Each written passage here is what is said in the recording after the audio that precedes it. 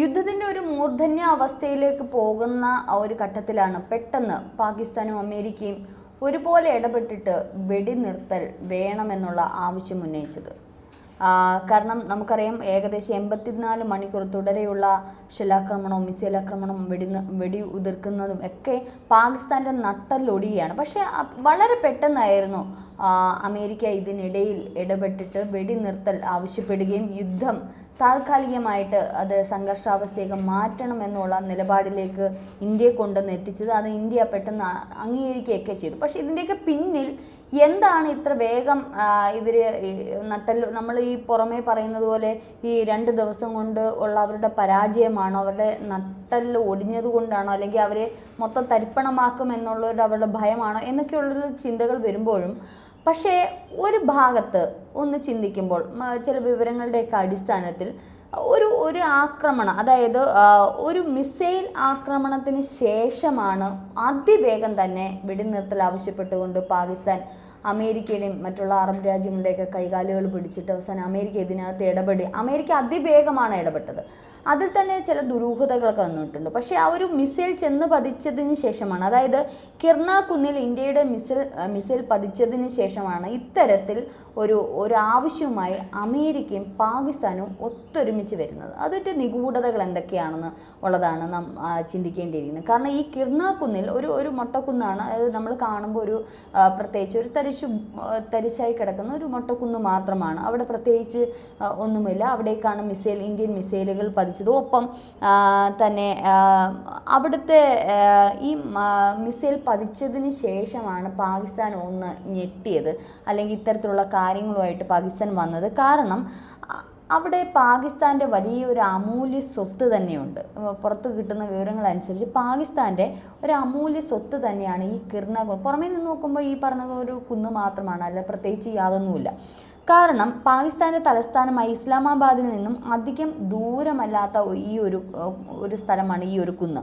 അവിടെ ഒരു വലിയ രഹസ്യ ശേഖരമുണ്ട്. കാരണം ഇവർ പലപ്പോഴും പറഞ്ഞിട്ട് 130 ആണവായുധങ്ങൾ ഇന്ത്യക്ക് നേരെ ഇങ്ങനെ തുരിതര ഞങ്ങൾ അടുക്കി വെച്ചിട്ടുണ്ട്, അത് ഏത് നിമിഷവും ഞങ്ങൾ പൊട്ടിക്കും എന്നൊക്കെ തരത്തിലുള്ള ഇത് വരുമ്പോൾ, ഇത് എവിടേക്കാണ് ആണവ ശേഖരങ്ങൾ ഞങ്ങൾക്ക് പലയിടങ്ങളിലും ഞങ്ങൾ പലപ്പോഴായിട്ട് കുഴിച്ചിട്ടിട്ടുണ്ട്, അത് ഇന്ത്യക്ക് നേരെ തന്നെയാണ് ഞങ്ങൾ അത് ദിശ നോക്കി വെച്ചേക്കുന്നത്, ഏത് നിമിഷവും ഞങ്ങൾ ഇന്ത്യക്ക് നേരെ ഇത് ചെയ്യും എന്നൊക്കെ ഉള്ള തരത്തിലുള്ള കാര്യങ്ങളൊക്കെ ഇടയ്ക്കൊക്കെ പാകിസ്ഥാനിൽ നിന്ന് വന്നിരുന്നു. പക്ഷേ ഈ ഒരു മൊട്ടക്കുന്നിൽ ഒരു മിസൈൽ പതിച്ചപ്പോഴേക്കും ഇവർക്ക് എന്താണ് ഇത്ര ഭയം തോന്നാൻ കാരണം എന്നുള്ളത്. കാരണം അപ്പോഴേക്കും അവർക്ക് മനസ്സിലായി, ഞാൻ ആദ്യം പറഞ്ഞതുപോലെ ഒരു അമൂല്യ ശേഖരമുണ്ട് എന്ന് പറഞ്ഞതുപോലെ അവർക്ക് മനസ്സിലായി ഇന്ത്യക്ക് കൃത്യമായിട്ട് പാകിസ്ഥാൻ എന്തൊക്കെ ചെയ്യുന്നു, എന്തൊക്കെയാണ് എന്നുള്ള കൃത്യമായിട്ട് ഇന്ത്യക്ക് അറിയാം. അതുകൊണ്ട് തന്നെയാണ് ആ മൊട്ടക്കുന്നിൽ, അതായത് ഈ കിർണ കുന്നിലേക്ക് മിസൈൽ അയച്ചത്. കാരണം അവരുടെ ആണവായുധ ശേഖരങ്ങളാണ് അവിടെ ഉള്ളത്. ഈ ആണവായുധ ശേഖരങ്ങളിൽ ഭൂരിഭാഗവും അമേരിക്കയുടേത് കൂടിയാണ് എന്നുള്ളതാണ് വിവരങ്ങൾ കിട്ടുന്നത്. അങ്ങനെയാണെങ്കിൽ ഈ ആണവായുധ ശേഖരങ്ങളിലേക്ക് മിസൈൽ നല്ല രീതിയിൽ പതിച്ചിട്ടുണ്ട്, ആണവ വികിരണങ്ങളൊക്കെ ഉണ്ടായി എന്നൊക്കെയാണ് പുറമേ നിന്ന് കിട്ടുന്ന വിവരങ്ങളൊക്കെ. ഇത് എത്രമാത്രം ശരിയാണ് എന്നുള്ളത് അറിഞ്ഞൂടാ.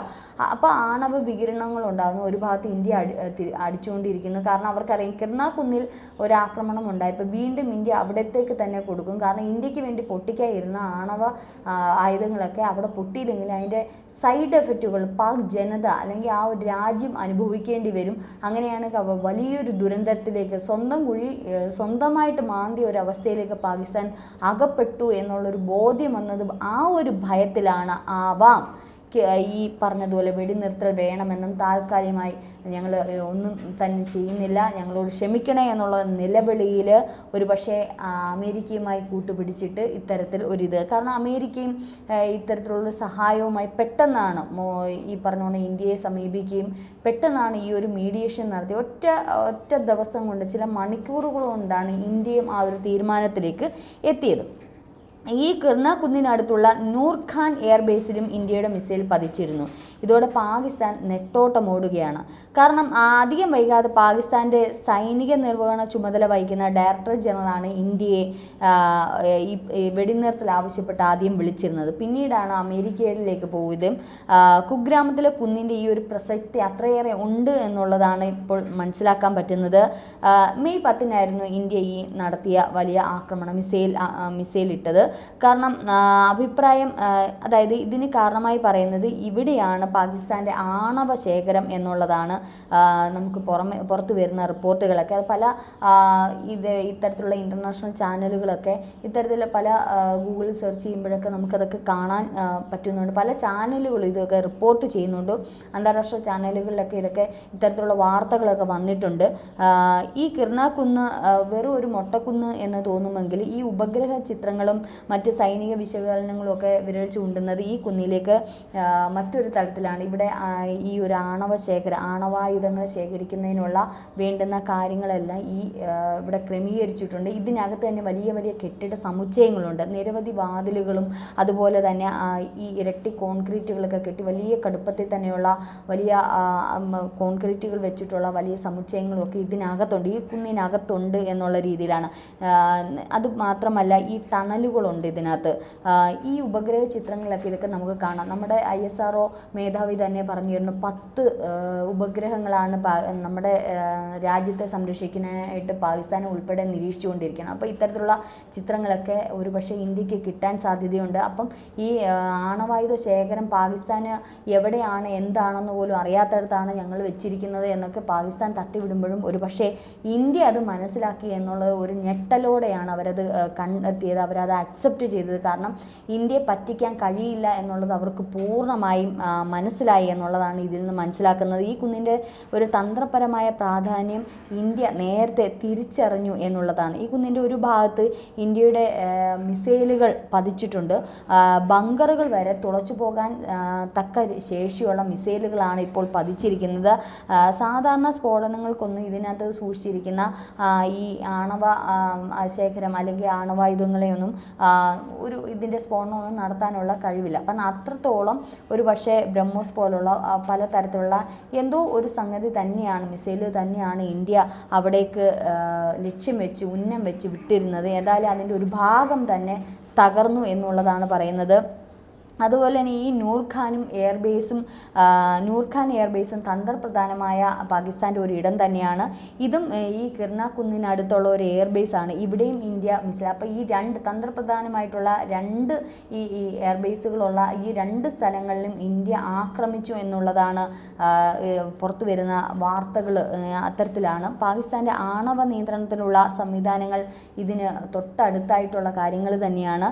കിർണയിലെ ആണവ നിലയം പൊട്ടിയെന്നാണ് അന്താരാഷ്ട്ര മാധ്യമങ്ങളൊക്കെ ഇപ്പോൾ റിപ്പോർട്ട് ചെയ്യുന്നത്. അതുകൊണ്ട് തന്നെ അമേരിക്കയുടെ ആണവ അടിയന്തര സാഹചര്യം നേരിടാനുള്ള ജെറ്റ് ഇസ്ലാമാബാദിൽ എത്തിയെന്നാണ് ഇപ്പോൾ വരുന്ന റിപ്പോർട്ട്. ഇതിനൊപ്പം ഈജിപ്തിൽ നിന്നുള്ള ജെറ്റും ഇത്തരത്തിൽ എത്തിയിട്ടുണ്ട് എന്ന് ചില മാധ്യമങ്ങളൊക്കെ വിശദീകരിക്കുന്നുണ്ട്.